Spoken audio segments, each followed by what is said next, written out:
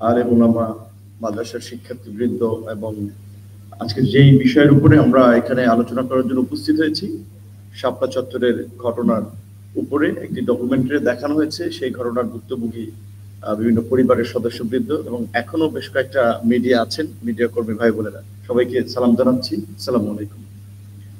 মাহমুদ ভাইয়ের সাথে আসলে একমত যে এরকমের একটা ডকুমেন্টারি দেখার পরে আমাদের একটা মুড সুইং হয়ে গেছে, মানে মুডটা চেঞ্জ হয়ে গেছে। আসলে এই সময় খুব বক্তব্য ভারী, কথা বলার মতো ওই মেন্টালিটিটা আবার এখন তৈরি হবে না। আর ডকুমেন্টারিটা যারা তৈরি করেছেন তাদেরকে বিশেষ ধন্যবাদ জানাই। জাস্ট শুধু আমার ব্যক্তিগত একটা অভিমত যে আমি আতাউল্লাহ ভাইকে বলছিলাম ডকুমেন্টারিটাকে একটু রিচ করার জন্য আরো কিছু ভুক্তভোগী মানুষের সাক্ষাৎকার দেখানো যেত এবং ওই অপারেশনে যারা অংশ নিয়েছিলেন সেই সময় পরিস্থিতির কারণে অনেকে মুখ না খুললেও এখন যদি যোগাযোগ করেন অনেকের আপনার প্রত্যক্ষদর্শীর সাক্ষী পাবেন, তারা বলবে যে কিভাবে কি হয়েছে বা একটা ধারণা অনেকে দিতে পারে। প্রয়োজনে তাদের ফেসটা ব্লার করে দেন, তাদের ভয়েসটা একটু এডিট করে দিতে পারেন, আরো কিছু মানুষকে এইখানে কমেন্টে অ্যাড করতে পারেন। পাশাপাশি বিশেষ করে অল্প কয়েকজন ভুক্তভোগী পরিবারের বোধহয় এখানে কমেন্টস দেখানো হয়েছে। অনেক তো পরিবার আছে এবং এখনো যারা পঙ্গু এবং আহত আছে, আরো কিছু মানুষের মন্তব্য এখানে অ্যাড করলে ডকুমেন্টারিটা একটু রিচ হবে। তারপর যারা করেছেন অনেক ভালো করেছেন। তারপর ওই যে গুড, বেটার, বেস্ট, মানে ইংরেজিতে ডিগ্রি, যে পজিটিভ, কম্পিটিভ, সুপারলেটিভ, তো আমরা বেস্ট, আমি বলছি আরেকটু করা যেতে পারে, পরবর্তীতে আপনারা করবেন, এটা আমার একটা ব্যক্তিগত অভিমত। এবং মাহমুদ ভাই আরো একটা কথা গুরুত্বপূর্ণ বলেছেন, তার সাথে আমি সম্পূর্ণ একমত। তার আগে বক্তব্য দিলে আমি হয়তো এই কথাটাই বলতাম যে এই দেশে ব্রিটিশ বিরোধী আন্দোলন থেকে শুরু করে ৭১-এর মুক্তিযুদ্ধ, স্বাধীনতা পরবর্তী বাংলাদেশের রাজনীতি এবং বাংলাদেশের বিভিন্ন সংকটে আলেম ওলামাদের একটা গুরুত্বপূর্ণ ভূমিকা ছিল, এখনো আছে। কিন্তু সাংস্কৃতিক আগ্রাসন এবং আধিপত্যবাদী শক্তি সেটা বারবার মুছে দেওয়ার চেষ্টা করেছে, যার ফলে আলেম ওলামাদের এই অবদান বা মূল্যায়নটা ইতিহাসে খুব বেশি জায়গায় খুঁজে পাবেন না। বরঞ্চ দেখবেন যে সিনেমাতে, নাটকে দাড়িওয়ালা টুপিওয়ালা লোকটাকে দেখানো হয় খারাপ হিসেবে। মুক্তিযুদ্ধের সময় সে রাজাকার ছিল। এইটা একটা ইন্ডিয়ান হেজিমনি এবং এইটা এখানকার সাংস্কৃতিক, মানে মনে করি ওইখান থেকে ইনকর্পোরেট করা একটা আইডিয়া, যার মাধ্যমে আলেমদেরকে এইভাবে দেখানো হচ্ছে।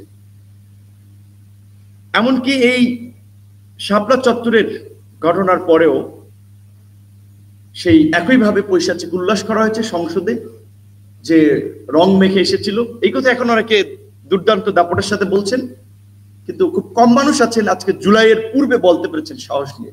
কিন্তু আমি এখানে দাঁড়িয়ে বলতে পারবো, আপনি গুগলে যান, আমার অসংখ্য বক্তব্য পাবেন। সেখানে বলেছিলাম যে তারা পৈশাচিক উল্লাস করেছিল, মিথ্যাচার করেছে। এবং হেফাজতের নেতাদের যখন ওই শাপলার ঘটনার পর থেকে মোদি বিরোধী আন্দোলনে যখন ক্র্যাকডাউন করা হয়েছে, আমরা অনেক বক্তব্য আমি বলেছিলাম যে আজকে তাদের এই লক্ষ লক্ষ অনুসারী মামুনুল হক সাহেবকে যখন গ্রেপ্তার করা, সোনারগাঁ থেকে প্রতিরোধ গড়ে তুলেছেন। পরবর্তীতে কিন্তু আমরা কিংবা আপনারা যে কোনো পরিস্থিতির কারণে কিন্তু সেই প্রতিরোধ বা সেই কৌশল দেখাতে পারেন নাই। তো এই জন্য আমরা বলছি, আবার দু একজন বক্তব্য বলেছেন যে এখন যে সময়টা, সবসময় কিন্তু সময় এরকম আপনাদের অনুকূলে থাকবে না। শুধু আপনাদের যদি ইস্পাত সম একটা ঐক্য এবং এই যে স্পিরিটের জায়গায় আপনারা ঐক্যবদ্ধ হয়েছেন, এটি যদি বজায় না থাকে আবার সামনে আমাদের উপরে বিপদ আসতে পারে। সেই জায়গা থেকে মাহমুদ ভাই যেটা বলেছেন যে জুলাই গণ অভ্যুত্থানের পাটাতন ছিল শাপলা চত্বর। অবশ্যই এখন অনেক ধরেন আমার মতো, আমার চেয়ে বড় অনেক তরুণদেরকে নেতৃত্ব দেখতে পাচ্ছেন। জুলাইয়ের পূর্বে আমরা যে গুটি কয়েকজন যারা খুব কথা বলেছি, তরুণদেরকে সংগঠিত করেছি, তার মধ্যে আমি যদি বলি আমার অভিজ্ঞতাটা, আমি প্রতিরোধ করার সাহস এবং প্রেরণা অবশ্যই শাপলা চত্বর আন্দোলন থেকে পেয়েছি। আমরা মনে করেছি যে এবং এই ফ্যাসিবাদকে হঠাতে একমাত্র এই রকমের কমিটেড লোকগুলো ছাড়া কখনো আন্দোলন সফল হবে না।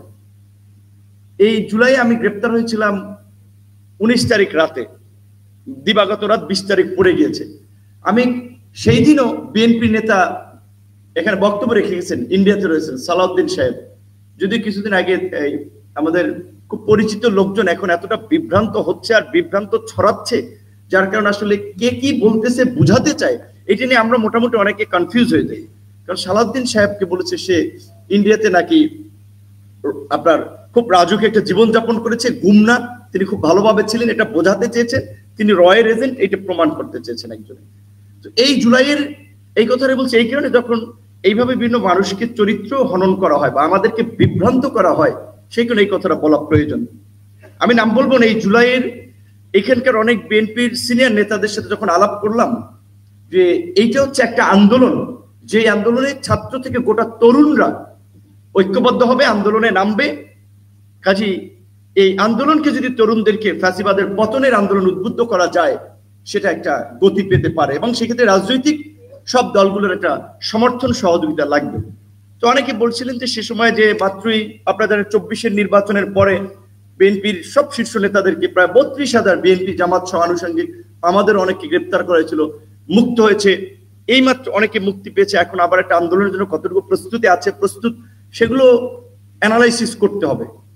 যে কোনো কারণে আন্দোলনের মধ্যেই নির্বাচনের এই 24-এর যে অক্টোবর পরবর্তী আন্দোলনে সালাউদ্দিন ভাই দেশের বাইরে থাকলেও আমাদের সাথে আই থিঙ্ক হেফাজতের অনেক নেতা বা রাজনৈতিক অঙ্গনে এখানকার খসরু ভাই সহ সিনিয়র নেতারা অনেকে গ্রেপ্তার হয়, উনি একটা কমিউনিকেশন করেছিলেন, ওইখান থেকে ওনার সাথে একটা আমাদের সম্পৃক্ততা মনে হচ্ছে। লোকটা বিএনপির রাজনীতির মধ্যে মানে যারা একটু কি বলবেন গবেষণা ধর্মী, জানে, বোঝে, পড়ে, শোনে, এরকম একটা মানুষ মনে হয়েছে।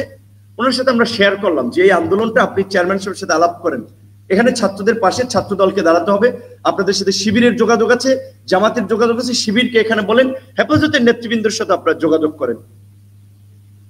তো তিনি আমাদেরকে সহযোগিতা করেছেন, ছাত্রদেরকেও সহযোগিতা করেছেন, তাদের সাথে ডাইরেক্ট যোগাযোগ আমরা করিয়ে দিয়েছি। এমনকি আমি যেদিন গ্রেপ্তার হই, এইখানে তো ইসলামাবাদী ভাই আছেন, রাতে আমার বাসায় গিয়েছিলেন মাওলানা শরীফ যাত্রাবাড়ির, তিনি ওই 19-এর ওই বিভীষিকার এই যে চতুর্দিকে গুলি চলতেছে, তিনি আমার বাসায় গিয়েছিলেন।